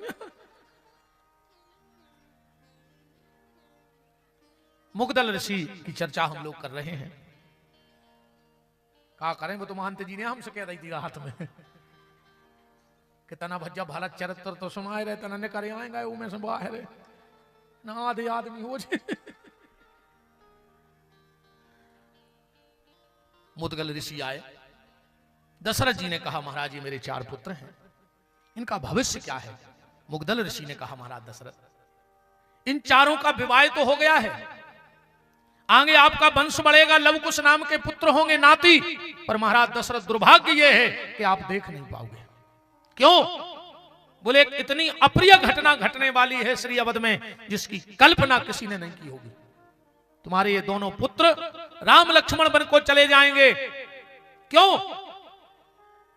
बोले तुम्हारी पत्नी कैकई के कारण। बोले मेरी पत्नी कैकई के कारण? कौन है मेरी पत्नी कैकई? तो मुगदल ऋषि राजा दशरथ को बता रहे कि सुनो तुम्हारी पत्नी कौन है। ये कला नाम की पिशाचनी है पहले जन्म की, ध्यान से समझिए ये बात। कौन है? कला नाम की पिशाचनी। इसका पति बड़ा धार्मिक था, पर ये अपने पति की सेवा नहीं करती थी। भोजन करे तो पहले खुद कर ले, वे झूठो पति को खुआए। पति को झूठा नहीं खिलाना चाहिए, ध्यान से सुन लेना, वो भगवान है। झूठो अगर तुम्हारे खाए ना गए दद्दा हरो, अरे जे दद्दा मिले सुर मेरा तुम्हारा तो सुर बने हमारा। हम तो महाराज जी तमाशे देखत रहे थे भी आओ बारातों में, ज्यादातर अपन और पहुंचत लेट दोनों जिया माला हो जाता, सुबह टेबल नहीं लगत, फिर आखिरी में लड़का लड़की को वो तो देखो तमाशे। मोड़ा ने उठाओ रसगुल्ला, मोड़ी ने चेप ला के सो मुंह पटाओ, और बिल्कुल ओंठों के रसगुल्ला पहुंचा ही रहो तो जी दादा जी कैमरा बारे की जे हो जाए, जे पहुंचा थे कहीं थोड़ा इधर देखो, थोड़ा इधर देखो, थोड़ा नीची गर्दन करो, जो पता लगे रस रस सब पकड़ेगा, मोड़ा किलो गुल्ला लाए भज्जा हर के चक्कर में। पूरो भी आओ जो कैमरा वाले तो करवाते हैं, महाराजों की जरूरत नहीं है। हाँ हाँ, इन्होंने की भर तो को बन जाए कैमरा वालों की। हाँ, बामंग जी स्टेज पे बैठा दे, तब काय को साखो चार, काय को लोट पटा। विद्वान जब 7-5 वचन लड़की हार जाती है, हो जाते हैं पति पत्नी में, तब कहीं जाके वो बामंग में बैठती है। पत्नी अपनी शर्तें रखती है कि मेरी इतनी बातें मानोगे तब हम आपके बामंग में आ रहे। आज जो पहले ही कुर्सी पे बैठा देते के हो गई शर्तें मारते हैं, तो तुम तो बैठ जा, हमों की भरतों को बन जाए। पति को जूठा नहीं खिलाना, और तुम लोग खाइयो ने, और अगर खाने ही होए जूठो, सोका ही होए, तो फिर अपनी मोड़ी को जूठो खाइयो। जो पिता बेटी का जूठा खाता है उसकी अकाल मौत नहीं होती, ये शांति पर्व में महाभारत में लिखा है। अगर पिता अपनी बेटी का जूठा खाए, और बेटी को जब भी रोटी खाओ तो अपने पापा को खिला दिया करो एक और, अगर उसके जीवन में कोई अल्पायु का योग कुंडली में होगा तो वो दूर हो जाएगा। तो कला नाम की जो ब्राह्मण की पत्नी थी, ये पति के पहले भोजन कर लेवे, कभी भगवान को भोग ना लगाए, घर में कोई अशुद्धि ना रखे। ब्राह्मण बड़ा परेशान। अच्छा, जो ब्राह्मण का है वो उल्टो ही करे, और जो बा करे माने जो पंडित जी के में किया सो नहीं करने वो करने। काश एक तो इनको नाव खतरनाक है, एक दद्दा वो औरत इनको और भरावे, औरत गरे को दो औरत। महंत जी हम तो कथा कर रहे थे, हीरा सिंह ने कही थी रात में जो कछुए बुराई तो इनसे। महंत जी कह रहे थे महाराज जी हमसे तुम तीखे बोला ही नहीं रहे। हमने कहा भारत चरित्र में का तीखे बोले, सो हमने कहा बीच बीच में बोल, अब आप जान, हम तो बच्चे कथा कथा सुना रहे थे। एक दिन वो ब्राह्मण मंदिर के दरवाजे बैठ के रो रहा था, तो उसका एक मित्र आ गया। कहा पंडित जी रो रहे हो? अरे बोले का करें, बड़े परेशान हैं। क्यों? बोले हम पत्नी से जो कहते वो उल्टा करती है। मित्र बोलो हम बताएं जरा उपाय, तुम्हें जो करवाने हो वो उल्टो करने लगो, जब बात तुम्हारी बात नहीं माने तुम उल्टे बतियान लगो। इन्हें कहीं देखा थे तो कल बैठा बैठा बोला कि सुनो, ए बार हमारे पिताजी की श्राद्ध है और हम कर रहे हैं। हरिबा कहने लगी तुम्हें कर्मों को बाप की श्राद्ध न करो, तुम काज उल्टो कर। कहने लगी हमारे ससुरिया हैं, हम तो कर रहे हैं। तो जो बोलो कि एक पंडित जी से ज्यादा दूसरों न्योतियों ने, ये बोली कितने कंजूस हो, हम तो सोच रहे पूरे गांव के ब्राह्मण न्योत हैं। तो बोले सुनो न्योत तो नहीं हो, पूरी सब्जी से ज्यादा कछु बने ने घरे। कहने लगे हम 56 भोग बने। अच्छी श्राद्ध हो गई, ब्राह्मण चले गए, इन्हें पूरे दिन उल्टो उल्टो करवा लो। शाम को जो भूल गओ, जो बोलो सुनो आज तो हमारी आत्मा जिंदगी में पहली बेर खुश भई है। अब जो ये पिंडा परे हैं अपन ने श्राद्ध करी है, जे पिंडा को पवित्र जगह में डाले आओ। बात उल्टो करती जा गई सुनाली में फेंक आई। ऐसा वो तो जो पति के तो वो नहीं करने। इसने पूछा पिंड कहां फेंक दिए? बोले नाली में। आंखों में आंसू आ गए कि अरे राम राम राम। ये नाली में गया, पिंडा निकाले, प्रायश्चित किया, बहते जल में घुमाया। मित्र से बोलो कि यार आज तो अति कर दी उन्हें हमारे संग, अब क्या करें? अब हम दूसरी शादी करेंगे। पंडित जी ने दूसरी शादी कर ली। इन्हें जहर पी लाओ, जहर पियो सो मर गई। यम के दूत आए और इसको ले गए। यमराज ने कहा पूछो इसने क्या पुण्य सत्कर्म किए हैं? बोले ने कोई पुण्य सत्कर्म नहीं करे, पति को दुख देवे के अलावा। पति के पहले भोजन किया और ये जानबूझ के अपनो झूठो पति को खुआती। यमराज बोले इसके पहले जन्म इसको सुंगरिया को दे दे, अब ये भिष्टा खाएगी। इसने अपना झूठा पति को खिलाया है। ध्यान से सुना जो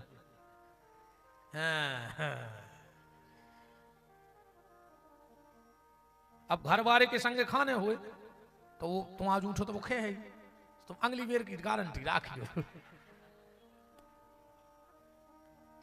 नहीं वो कथा के प्रमाण है। आनंद रामायण पद्म पुराण से कथा बोल रहा है, घरे बना के कथा नहीं कर रहा है। आनंद रामायण और पद्म पुराण में बोले जब इसका ये पाप खत्म हो जाए, बोले फिर इसके लिए कुतिया बनाना। क्यों? क्योंकि ये पति को उत्तर देती थी। जो कहां से आ गई?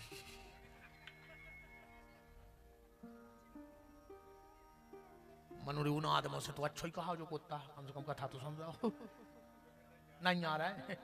हमारा जी वो तो यहां से आए, जितने नहीं आदमी यहां से आए आप और बताइयो। महाराज जी ने बैठे, बहुत बड़े आदमी के घरे ब्याह भाव हो, एक महिला को लड़की वो की कटी हुई थी, नाक ने हुए। अब तुम्हारा पति के ब्याह जाए, अब वो को पति करोड़ों खर्च करा थे, और वो एक आध दिन अपनी पत्नी से कहे कि चलो सोने की दुकान से तुम्हें गहने लुआ दें। अब बताओ नकटी काले होते से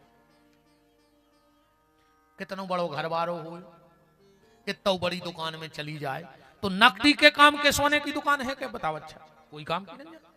तो जैसे नकदी के काम का सोना नहीं है, ऐसे ही कपटी के काम का सत्संग नहीं है। जिके भीतर कपट भरो है वो सत्संग में जा ही नहीं सकत। कितना बड़ो सत्संग हो रहा। भारत चरित्र तो ठीक है, खुदाई भारत को चरित्र गान लगे थे आगे, मनो कपटी नहीं आ सके। जैसे नकदी के काम को सोनो नहीं आ, ऐसो कपटी के काम को सत्संग नहीं आ। मुदगल ऋषि बोले कि उस कला नाम की ब्राह्मणी को पहला जन्म लेना पड़ा सूकरी का, दूसरा जन्म लेना पड़ा कुकरी का, क्योंकि पति को उत्तर देती थी। तीसरा जन्म पति की बात नहीं मानती थी, इसलिए उसे बनना पड़ा बंदरिया। और चौथा जन्म इस काली ने लिया मुर्गी का। वशिष्ठ ऋषि बोले फिर तो उसकी मुक्ति हो गई। बोले नहीं, अभी भी मुक्ति नहीं हुई। जब इसने 4 पाप का प्रायश्चित कर लिया तो यमराज ने कहा इसको पिशाचनी बना के मरुस्थल में छोड़ा हुआ। तो जब पिशाचनी बन के मरुस्थल में देखो तो देखो जो मिल रहा हो वो कर्मों ही को मिल रहा हो। ध्यान से सुनियो, जिसने जो किया है, चाहे अबे को हो चाहे पुरानो हो, पर है सबको, और चुकाने भी बराबरी से पर है। अन्य मानो तो ये सो समझ ले, एक राजा की बारात आई, राजा 2-3 दिन को है तो थको, सुबिस्तर में आकर सो गओ। रात में जब रानी कमरा में पहुंची तो देखा कि पति तो सो रहा है और पति के सिराने तलवार टंगी है। इन्हें सोची हमाओ पति इतनी भारी तलवार चला तुझे का, इतना वीर है, तलवार उतार के तो देखे। अब ऐसो पति सो रहा, सिराई पे टंगी तलवार, तलवार हती बजंदार। जैसे ही इन्हें वह तलवार उठाई और हाथ से छूट गई, छूटी सो राजा के जा पड़ी, सो सोता ही में गर्दन अलग। अब रानी ने सोची बताओ आ जाएगी, आओ भाव, ये तो गड़बड़ होगा। पर रानी बैठी रही रात भर के, मार तो गए हो। सुबह सुबह वहां का नियम था कि राजमहल के सामने राज मंदिर था और पंडित जी ठाकुर जी की आरती उतार के, आरती प्रसाद लेके राजा को देवे जाते रोज। पुजारी जी बड़े प्रसन्न हैं कि आज हमारे राजकुमार को भी आओ भाव, नई महारानी आई है, आज जब हम प्रसाद लेके गए हैं तो ना जाने महारानी हमें भेंट में क्या देगी। जैसे ही कुंडी खटखटाई, रानी जो नई बहू आई तो उन्हें दरवाजो खोलो और जो पंडित जी भीतर आए और जब चिल्लाने लगे बचाओ बचाओ बचाओ। चारों तरफ से सेवक दौड़ पड़े, क्या हुआ? बोले जी पंडित जी प्रसाद देवे आए थे, ये हमारी सुंदरता को देखकर इन्होंने मेरा हाथ पकड़ लिया। हमने कहा हम राजा को जगाएंगे तो इन्होंने सोते हुए मेरे पति पे वार कर दिया, वो गर्दन कट गई। पंडित जी तो घबरा गए कि बताओ जो का भाव, ये क्या हुआ, हमने क्या गलती की? राजा ने इनको देश निकाला दे दिया। अब पंडित जी के मन में एक ही ठनी के मैंने पूरी जिंदगी गड़ुर जी हलाए, 4 बजे सपरो, कबऊ कोनो नारी पे गलत दृष्टि नहीं डाली, और हमारे संगे जो काय भाव सुन पता लगो कि फला फला गांव में एक बहुत विद्वान आचार्य हैं, वे सब जानत हैं। तो भैया जी खून लगी हो वो तो वो जाना। सो ढूंढत ढूंढत पंडित जी तो पहुंच गए। पुजारी जी तो का देख रहे हैं कि पंडिताइन ने डंका फेंको सो जाके वो महाराज खपरिया में घलो जो पत्रा देखा थे, मैं बाहर न करके आए। पुजारी तो सब सुना ही रहा तो के लगो और सुनाओ काय खो आए, वो के लगो हमारी छोड़ो अब तो तुम्हारी सुनाओ, हम तो भूल गए कि हम काय खो आए थे, बताओ तुम अभी तो नो नाव है, अब तुम्हारी घर भाई तुम्हें मार रही। वे बोले सुनो वो मैंने पर वो हमारा रोज को काम आए, वहां में मुंह चलाऊ तो रोज तुम तो तुम्हारी वहां। हाँ बोले हमारी बाद में बताए, अब तुम्हारी बताओ। पंडित जी बोले नहीं पूछो, बोले नहीं बताओ। तो कहने लगे सुन ले, हमारी घरवाली आए पहले जन्म की गदज्जा और हम यहाँ पहले जन्म के कौवा। गदा की पीठ लग जाती, मांस न कर यार। अच्छा वो मांस सबसे ज्यादा खाता कौवा। हाँ पंडित जी बोले हम हते कौवा जा हती गदज्जा, एक ही लग गई पीठ। तो हम जाके अच्छी की पीठ पे बैठे मांस खाएं। सुजय एक दिन हम सब परेशान होकर भाग गई गंगा जी तरफ, हम भी पहुंच गए ढूंढत ढूंढत। मुत के दिन में मिली थी, सो मैंने अच्छी चोंच भरी, सो मोरी चोंच फंस गई के हड्डा में। अब वह तड़फड़ानी, अब हम भी नहीं उड़ पा रहे थे, कहा चोंच फंस गई। सो बागिरी गंगा में, सो संगे हम गिरे, हमरों के 2 जनों के निकल गए प्राण। सो गंगा में प्राण न करे, सो मोरे बने इंसान ऐसे गंगा में मरे थे। मनो पहले हमने अपनी चोंच से वो खो पेरो, सुबह गदज जई हमारी लुगाई जाए, सुबह ये बार चोट से माने मुंह से हमें नहीं सुख से बैठन दे रही।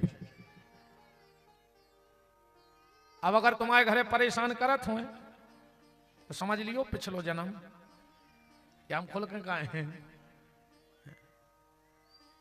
तुम्हारे कहां से रहे, तुम्हारा कहा तुम्हारे तो फिर ही हो। अरे बाबा को क्या है, अब कुछ नहीं किया।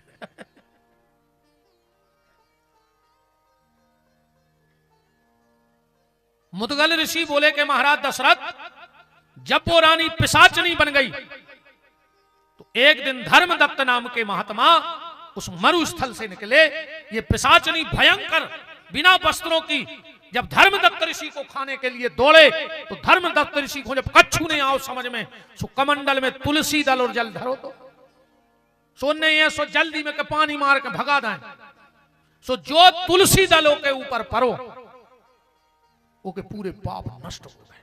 क्योंकि धर्मदत्त नाम के महात्मा 1 महीना कार्तिक स्नान करके अपने आश्रम को लौट रहे थे, गंगा जी में रहकर 1 महीने तक कार्तिक में रहे, स्नान किया और लौट रहे थे, और तुलसी दल जो उस पिशाचनी पे पड़ा उसके सारे पाप नष्ट हो गए, चरणों में गिर पड़ी। महाराज आपके इस तुलसी दल से मेरे कई जन्मों के पापों का अंत हो गया,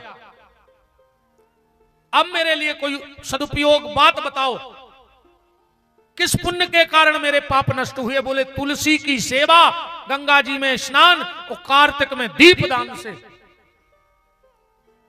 पिशाचनी बोली कि अब हम जिंदगी भर दीपदान कर रहे हैं, जिंदगी भर तुलसी की सेवा कर रहे हैं और जिंदगी भर ब्रह्म मुहूर्त में स्नान कर रहे हैं। 3 काम उसने आखिरी सांस तक किए। मुदगल ऋषि बोले कि उसी पुण्य के प्रभाव से ये तुम्हारी पत्नी कैकई बन करके आई है। एक चर्चा और सुन लो, आज 5-10 मिनट अपन ज्यादा चले हैं। कैकई के जन्म की एक राजा की भाई शादी, तो पहले 3 दिन की बारात जाती, सियानो सियानो पता हुई है। एक जगह पड़ाव लग गया, सब रुक गए। उसी समय भगवान में और लक्ष्मी में एक विवाद छिड़ गया। कौन सा विवाद? लक्ष्मी बोली प्रभु दुनिया के जितने रिश्ते हैं उन सब में स्वार्थ है। भगवान बोले नहीं लक्ष्मी, एक रिश्ते में कोई स्वार्थ नहीं है। बोले क्या? बोले मां के रिश्ते में कोई स्वार्थ नहीं। लक्ष्मी जी बोली है। भगवान बोले तो अब भाई देख ले, हम तुम्हें बता दें कि मां का हो। भगवान ने हाथ किया और जहां उस रानी का पड़ाव लगा था राजा का, भगवान तन्नक से बाल बच्चे बन के झाड़ी में गिर रहे। उते लगे थे सिपाही। सिपाही बोले महाराज झाड़ी में तुरंत को बच्चा डरो है। राजा बोले उठा कर ले आओ। और जब उठा करके लाए, बहू को देने लगे। बहू बोली क्या कर रहे? हम आओ पहली बेर, हम ससुराल जा रहे ब्याह हो गए, और तुरंत को बाल बच्चों ले जाए। दुनिया का कह है? पति बोलो हम तो हैं, ससुर बोलो हम हैं, रिश्तेदार बोले हम हैं, मंत्री बोलो हम तो हैं। सुरानी ने वो बाल बच्चे को गोदी में रख लो। अब आए तो भगवान है, और जो रानी ने वो बच्चा को देखो, वो भगवान ने जो मुस्कान मारी, आज रानी के शरीर से दूध बहने लगा। इतनी ममता उमड़ी कि दूध बहने लगा। भगवान को पैपान कराया, बारात चली। और जैसे ही सास मोचाए ने खुआई और बहू की ओली में तुरंत को बाल बच्चों देखो, जो का नाटक है, तुरंत को बाल बच्चों लाए। पति बोलो नहीं मां, हमारे सामने झाड़ी में से उठाओ है। पति बोला नहीं मैं था। रिश्तेदार बोले हम हते। सास बोली कि तुमने अब त्रिया चरित्र नहीं जानते आओ। जो बाल बच्चों यही को आए, ये को पता है तो बारात रुक है, सुने फेंकवाओ जो बाल बच्चों थे। और अगर ये बच्चा इसका नहीं है तो कुंवारी मां को दूध कहां से आ गया? पति ने तुरंत तौलिया उतार दी। मां तुम सच कह रही हो। बोले अबे तुम त्रिया चरित्र नहीं जानत, तुमने जानत, तुमने जानत त्रिया चरित्र। सुन ले तो एक पंडित जी को लड़का आओ पढ़ के काशी से। सो एक माता जी मिल गई। बोले गुरुजी बेटा कौन कौन कथा करत? पंडित जी बोले कृष्ण चरित्र, शिव चरित्र, राम चरित्र, भरत चरित्र, हनुमान चरित्र। कौन चरित्र कराने? सब चरित्र जानत। बोले सब। बोले त्रिया चरित्र जानत? पंडित जी को लड़का बोलो को जो नहीं पढ़ाओ गुरु जी ने, जो भी कौन चरित्र आ। बोले सबसे खतरनाक तो जो ही हो। तुम्हें सीखने। लड़का बोलो तो सिखा दे, अब काय को जब सब चरित्र जानती है काय रह जाए, सिखा दे। जो न महाराज ने इतनी काई बच्चलियां लगी, बचाओ बचाओ बचाओ। महाराज रे भेजना सो पे कि तेरी चरित्र तो बहुत ही खराब है। वो मां से गांव के लठ लेके आ गए रे। उन्हें सोची अब मरे 1000 आदमी दो रही लठ लेके, जैसे ही में देन लगे खपरिया में पके लगी, रुक तो जा, इनको ने मारो। बोले काय? बोले एक आदमी हमारी चैन झटक में भाग रहा हो तो नहीं, पंडित जी ने बचा लाई। सुगांव भर के पांव परन लगी, बकने लगी जो या तरीका चरित्र। 1 मिनट लग तो सांप कैसी थोड़ी को चरवा देते, और 1 मिनट नहीं लगा और गांव भर से पांव परवा दे। जो चरित्र है बहुत खतरनाक। अब ज्यादा हम मुंह में बोले नहीं लगे गहराई में, वाह भाई बन जी आजकल डर लगन लगो दादा। मुंह सो डर नहीं लगा मैंने, फिर भी आप सोचा तब क्या होगा। राजा ने अपने शरीर से तौलिया निकाल दी। अब फैसला कैसे हो कि ये बेटा इस रानी का है कि नहीं। तो बड़े बड़े जो समाज के लोग थे, राजा महाराजा इकट्ठे भाई, बोले एक निर्णय से हो जाए। बोले का? बोले लड़का को धरो एक पटली पे, और महिला के रानी के हाथ में दो तलवार, और ये से कहो कि 2 टुकड़ा करो। अगर ये 2 टुकड़ा कर दे तो एक ने कहाओ, और अगर नहीं कर रही तो यही को कहाओ। सब पूरी सभा लगी है, एक चौकी पे बच्चा रखा है, और रानी ने जैसे ही तलवार उठाई और मन में विचार आया, मेरा ईश्वर जानता है कि मेरा नहीं है, पर मैंने इसको अपना दूध पिलाया है, बेटा तो हो गया, अब इसे मारूं कैसे? और अगर इसे नहीं मारती तो ना पिता स्वीकार करेगा ना पति। तो ने 1 मिनट में निर्णय ले लो कि ने पिता के जे हैं ने पति राखे ने, अब हमें बच्चा के लाने पूरी जिंदगी निकाल दे। तलवार माए फेंक दी, उठा के हृदय से लगा लो। सबने कही देखो जो आज तर गया चरित्र यही को आए, जब तूने काटो नहीं है। राजा ने कहा निकल जाओ इसी वक्त। रानी ने वो बच्चा लाओ, तुरंत शादी होके आई, जेवर पहने बहुत भयंकर। अच्छा माताएं जब चलती हैं तो बच्चों हो गोदी सो लेते को मुंह पीछे आ जाए। एक भी महाराज जी बड़ो शोध है, मां जब भी अपने बच्चा को गोदी उठे तो कमर तक उठे है, कमर पे लेते। और बाप जब भी अपने बाल हल्के बाल बच्चे को लाड़ कर है सो उठा के कंधा पे बैठा लेते। बाप कहोगे सो चिपका के नहीं लेते, वो तो जब बहुत ही लाड़ कर सो उठा के कंधा पे बैठा ले, और मताई कमर में पांव फंसा के लेते गोदी। ये को भी देखो तो का हमारे महापुरुषों ने का शोध करो है। मां इसलिए कमर तक बच्चे को उठाती है, मां कहती है बेटा जहां तक मैं देख पा रही हूं वहां तक मैं तुझे दिखा दूंगी। और बाप कहता है जहां तक हम नहीं देख पाए हम वो के आगे बेटा तुम्हें दिखा दें, जहां तक हम नहीं पहुंच पाए वो के आगे हम तुम्हें पहुंचा दें। ऐसे जब भी बाप बच्चे को उठाता है तो कंधों पे उठा लेता है। वो बच्चा खुला को मुंह आगा, कंधा पे मुंह होगा पीछे। एक चोर ने देखी कि तन्नक सो बाल बच्चों है, एक रानी है सजी धजी, दोनों जेवर पहरे, हमारी 7 पीढ़ी प्रेम से रह ले, जंगल में कहूं भी मार के फेंक दे। मौका की तलाश में लाई तलवार और पीछे पीछे निकल लगो। जैसे ही इन्हें जंगल में तलवार मारन लगो, अब भगवान तो पीछे को देखा ही रहते, उन्हें तन्ना हंस दौड़ी, सुए को हाथ तो तई रह गो, रानी 20 कदम आगे निकल गई। वो चोर फिर दौड़ के गो, फिर तलवार उठाई, फिर हंस दो, ऐसो 8 वीर भाव। वो चोर रानी के सामने आ गो, बोले बहन एक बात बताओ, तुम्हारा जो बच्चा आए के जादूगर, हम 2 किलोमीटर से तुम्हें मार भी फिर रहे, हाथ उठा जो हंस दे हम सब भूल जाते। बोले तुमने मुझे बहन कहा है तो सुन भैया, सत्यता जा है कि हम हमारा बच्चा नहीं, पूरी घटना बता दई। वो चोर बोलो तो सुनो बहन, आज मैं ईश्वर की शपथ खा के कहता हूं, आज से सारे बुरे काम बंद। तू मेरी धर्म की बहन और ये मेरा धर्म का भांजा, अब इसकी नैया पार लगाने का मैं संकल्प लेता हूं। आज से ईमानदारी से रहूंगा और जो भी मेहनत से कमा के लाऊंगा तेरे बच्चे का पेट भरूंगा। जो इतनी कही, अब लक्ष्मी जी को भगवान तो बता ही रहे थे, सो भगवान प्रकट हो गए जो बच्चा हाथी। बोले देखो लक्ष्मी जी आए मां, तुम्हें पता है कि इन्हें हमें जन्म नहीं दो, पर इन्हें हमें दूध पिला दो, सो इन्हें जग की सारी अपयस्ता को सिर पे रख लो। सारी अपयस्ता सिर पे रख ली। महाराज रानी बोली काय प्रभु, तुमने तो अपनी पत्नी को समझा दे कि मां का हो, पर हमें तो तुमने कहूं कि नहीं छोड़े। ने पिता के घर के रेंदा ने पति के घर के, और सोची थी तुम्हारे सहारे जिंदगी काटे, सो तुम बड़े हो गए। भगवान बोले मां चिंता मत करो, तुम यहीं बैठ के तपस्या करो, अगले जन्म में तुम महाराज दशरथ की पत्नी कैकई बनोगी। मैं जन्म तो लूंगा कौशल्या के गर्भ से, पर पायपान में तुम्हारी गोदी में आकर के करूंगा। वो चोर बोलो और दद्दा हमारी तो कौ कागत भाई, हमने कसम खा लें कि हम बेईमानी कर रहे हैं भगवान, और तुम्हें पार कर। भगवान बोले चिंता मत करना, उसी समय तुम भक्तराज केवट बनोगे और मेरी नैया पार लगाने की तुमने प्रतिज्ञा की है। हम तुम्हारी नाव में बैठेंगे, तुम इस पार से उस पार कर देना। तो माता कैकई के चरित्र पे हम लोग बस ये बात भर सुन लो कि कैकई को किसी ने, आदमी भली के तरह के निंदनीय है, पर रामायण में कोई उन्होंने निंदनीय नहीं कही। 2-4 जगह की रिपोर्ट मंगा दें। भारद्वाज जी ने अपने तैसे कैकई को निर्दोष साबित करके प्रमाण पत्र भेजे हैं। क्या कह रहे हैं भारद्वाज जी के तात कैकई दोष नहीं और गई गिरा मति फेर, सरस्वती को दोषी है। भारत जी भी कैकई को दोष नहीं दे रहा है। क्या कह रहा है, मोहि न मात कर तब कर सोचू और नहीं दुख जग जिए जानहु पोचू। राम जी तो दोष दे ही नहीं सके। रामचरितमानस का एक ऐसा पात्र है लक्ष्मण, जिसने पूरी रामायण में कोई को नहीं छोड़ो, कोई को नहीं छोड़ो।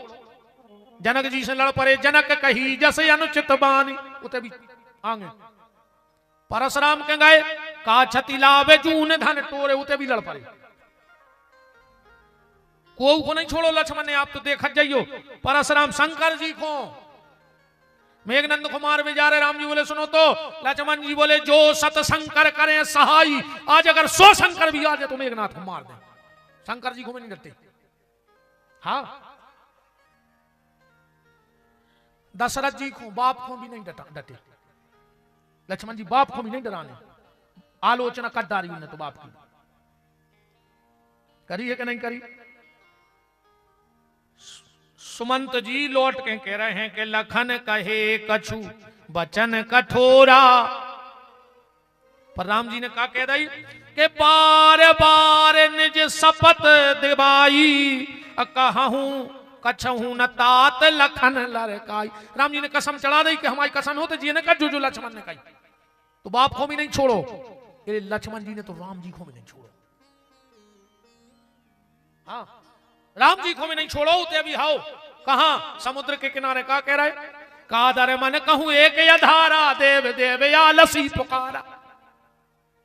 आलसी कह रही राम जी से कि तुम भी हो दुश्मन के भज्जा के काय में, और विभीषण के काय में आलसियों भाई हाथ जोड़ रहा है समुद्र के, जबकि तुम्हारे तरकस में ऐसे ऐसे बाण है कि एक बाण में सागर सूख जाए।